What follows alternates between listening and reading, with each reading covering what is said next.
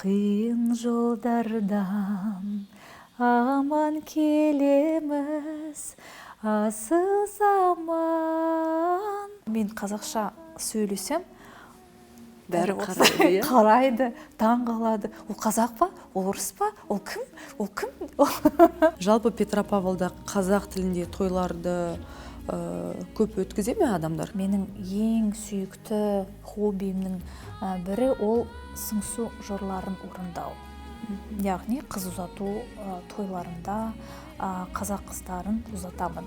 Интернационалды отбасылар көп кездесе ме? Көбінесе ол жігіті қазақ, қызы орыс, немесе славян ұлты болады. Сіздің ең сүйікті қазақтың әні қандай? Қазақ әндерін аса сүйіп орындаймын. Көңіл көзді көп арбайды, қиялымды түгел тартыма. Юлия, сәлеметсіз бе? Сәлеметсіз бе? Танысқаныма өте қуаныштымын. Мен де қуаныштымын, рахмет.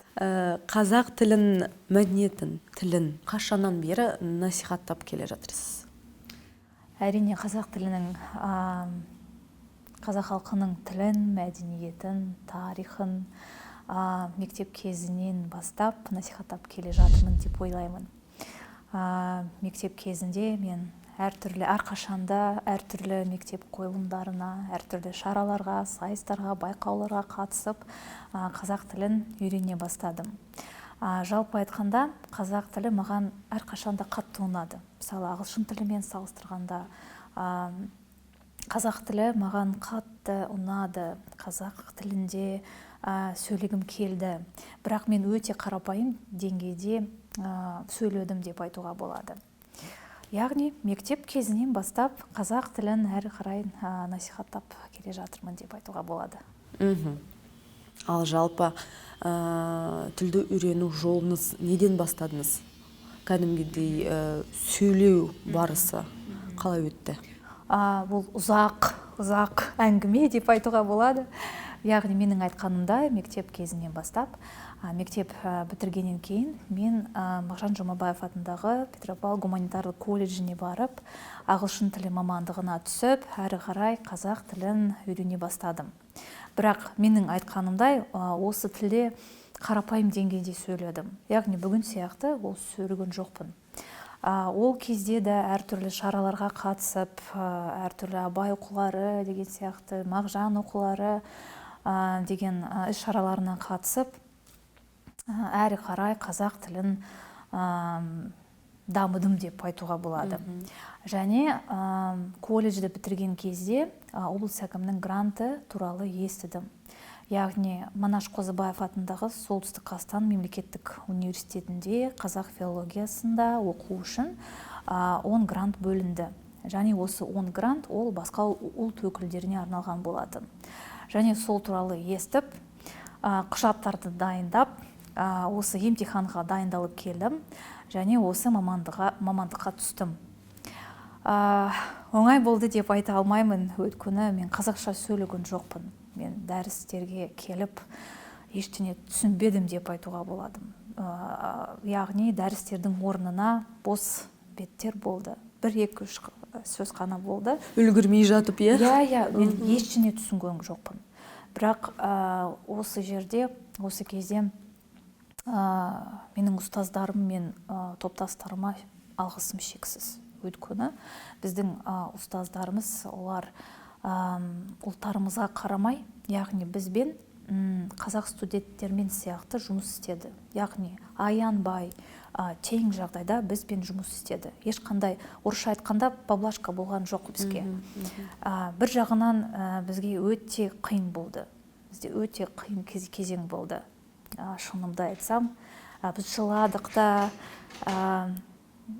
бірақ соған қарамастан мен осы оқуымды жалғастырып, әрі қарай қазақ тілін дамып үйрендім. Және бірінші семестрді тек қана 1-4-пен аяқтадым. Қалғандары 5 болды. Яғни осы бұл үлкен жұмыс пен еңбекқорлықтың жемісі деп айта аламын.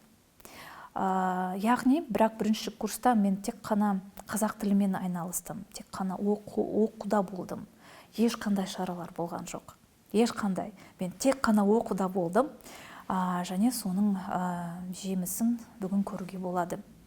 Ал екінші курстан бастап әртүрлі шараларға қатыса бастадым. Үлкен қалалық, республикалық, облыстық байқауларға барып, жүлделі орындарға ие болып, яғни менің деңгейім өсе бастады деп айтуға болады. Яғни тілді үйрену мектептен бастап, колледжде жалғастырып, және жалпы қазақ филологиясында аяқталды деп айта алмаймын. Өйткені мен бүгінде әрі қарай қазақ тілін үйрене келе жатырмын деп айтуға болады. Әрі қарай оны оқимын, үйренемін, әрі қарай мысалы кез келген сайттарды пайдаланып, кез келген әртүрлі материалдарды пайдаланып, әрі қарай қазақ тілін үйреніп жатырмын. Өйткені тілді үйрену ол бір күндік процесс емес. Бір күндік процесс емес, сіз өзіңіз білесіз ғой. Және де осы жерде мысалы не айтқым келеді. Мысалы кейбір адамдар мені көріп, мені тыңдап, қазақ тілін білем деп және осындай сұрақ қояды. Сіз балалық шағында қазақ тілін үйрендіңіз ба? Жоқ деп айтам. Неге, қалай үйрендіңіз? Яғни менің үлгіммен не дәлелдегім келеді. Яғни кез келген тілді, қазақ тілінде, ағылшын тілінде, кез келген тілді ересек жаста үйренуге болады. Яғни тек қана балалық шағында емес. Мен өзім ересек жасымда қазақ тілін үйрене алдым. Яғни 19-да болдым, 18-19-да болдым. Яғни осы жаста ғана қазақ тілін қалай серьезный деңгейде үйрене бастадым және үйлендім. Және әрі қарай үйрене келе жатырмын. Сіз қазақ тілінен сабақ бересіз ғой? Мен қазақ тілінен және ағылшын тілінен сабақ беремін. Жеке сабақтар. Бізде қалай айтады, репетитор болып жұмыс істеймін. Яғни менде көптеген оқушыларым бар, студенттерім де бар. Олардың жетістіктері өте жақсы деп айтуға болады. Мысалы, кеше менің 3 оқушым емтиханды тапсырып, 5-ке тапсырды қазақ тілінен. Яғни ол менің мақтанышым, көптеген оқушыларым өте жақсы жетістіктерге қол жеткізеді. Сіз қазақша әндерді өте ұнатасыз, менің білуімше. Жалпы тілді үйрену үшін ән көмектесе ме? Қалай ойлайсыз өзіңіз? Көмектеседі. Мысалы, әнді кез келген қазақ әнін орындағанда кейбір сөйлемдерді, кейбір сөздерді жаттайсыз, үйренесіз. Яғни бізде орыс халқында айтады ғой, все средства хороши деп айтады. Және осы кезде де, осы жерде де мен айта аламын. Қазақ әндері де олар қазақ тілін үйренуге өте жақсы көмектеседі. Яғни жаңа сөздер, жаңа сөйлемдер, жаңа сөз тіркестерін білесің. Болады. Болады. Тойларды жүргізесіз ғой? Таза қазақша емес. Мысалы, неке қию рәсімдерін мен таза қазақшада, екі тілде де, орыс тілінде де жүргіземін. Бірақ үлкен тойларды тек қана екі тілде жүргізе аламын. Тек қана таза қазақша жүргізе алмаймын. Әлде қорықпаймын ба? Қорқасыз ғой? Қорқамын кішкене. Жалпы Петропавлда қазақ тілінде тойларды көп өткізе ме адамдар? Өте көп. Мысалы 5 жыл бұрын, не 10 жыл бұрын, мысалы осы кезбен салыстырғанда, қазір қазақ тілінде жүргізетін тойлардың сұранысы өте жоғары деп айта аламын. Өйткені бізде жастарда, жалпы адамдарда қазақша сөйлей бастады. Мысалы 10 жыл бұрын бізде 10-15 жыл бұрын қазақша ешкім емес, бірақ аз адам сөйлеген. Бірақ қазір мысалы Дастық молға барса, кез келген жерге барса, көптеген жастар қазақша сөйлейді. Және ол өте үлкен қуаныш. Және тойларда қазақша, өте көп қазақша тойлар бізде. Неке қию рәсімдері де қазақша өтеді. Көптеген. Мысалы, мен неке қию рәсімдерін жүргізгенде, мысалы,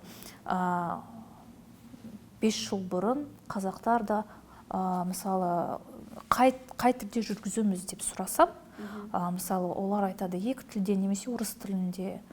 Бірақ қазір 90% жастардың 90% қазақша неке қию рәсімдерін тек қана қазақша жүргіземіз. Яғни ол өте үлкен қуаныш, тойлар да қазақша өтеді. Ал интернационалды отбасылар көп кездесе ме? Иә, көп.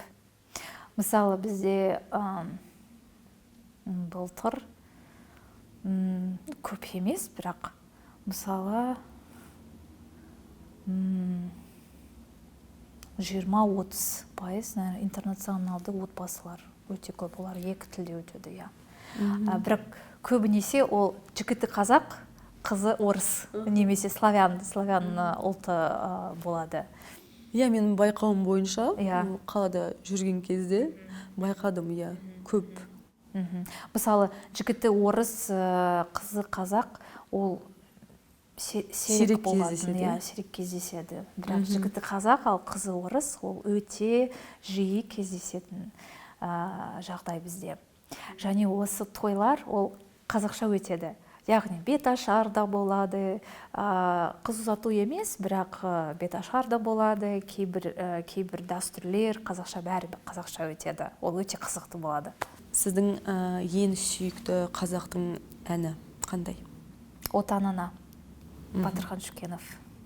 Орындап бере аласыз ба бізге қысқаша? Қысқаша болса. Қысқаша болса.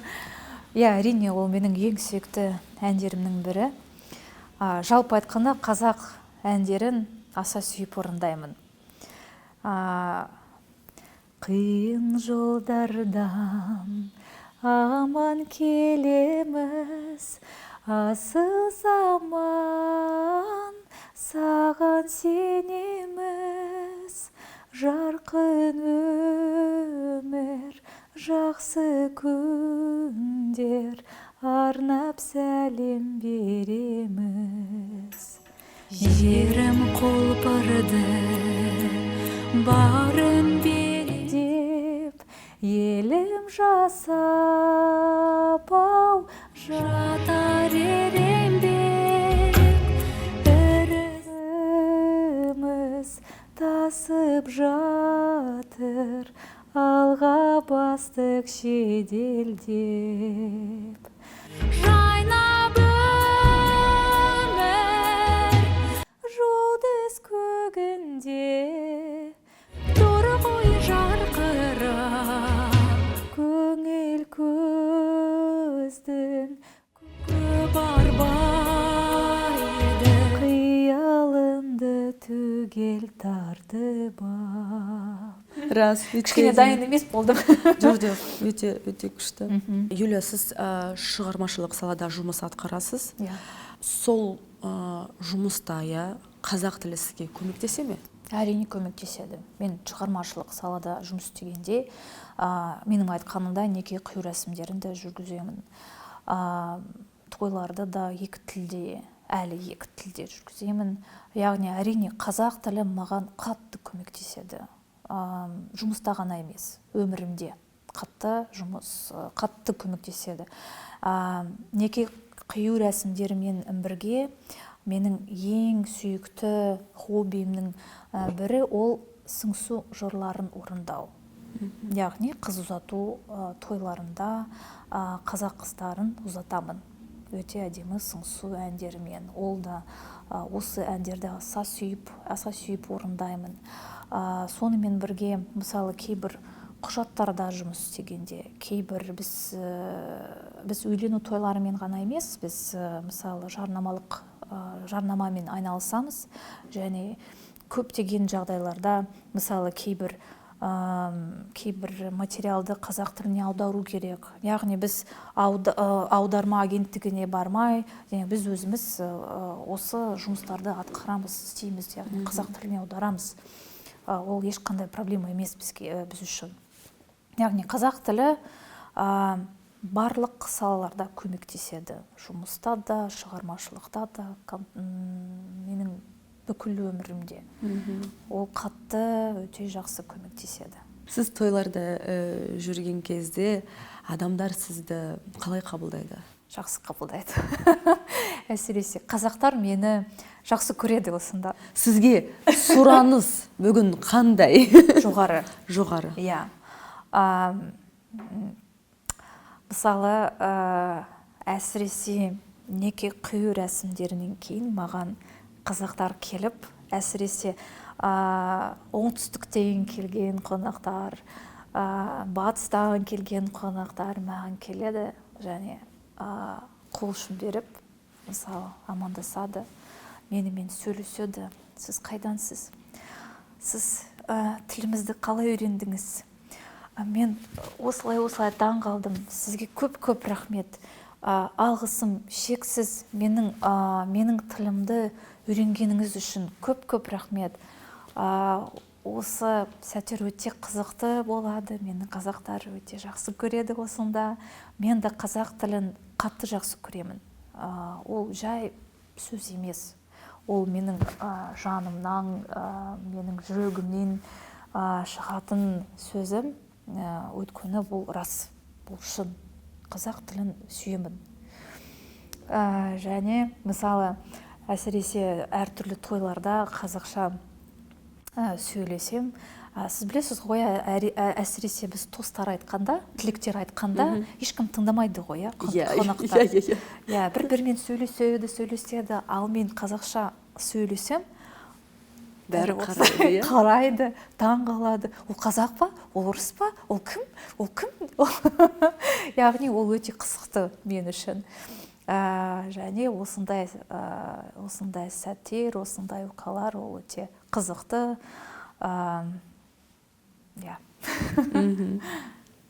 Ал жалпы қызықты сәттер бола ма тойларда? Тек қана мысалы таңғалу сияқты, ешқандай өте қызықты сәттер білмеймін мен. Бүгін ойладым, ешқандай есімде ештеңе жоқ. Әрине, ең қызықты сәттер ол мысалы мені естісе, менің сөзімді естісе, әрине адамдар қуанады, таңғалады. Мен үшін ол қызықты. Ал жалпы, мысалы, мен қазақ әндерін орындасам, олар да таңғалады, қол соғады деген сияқты, құшақтайды, одан кейін.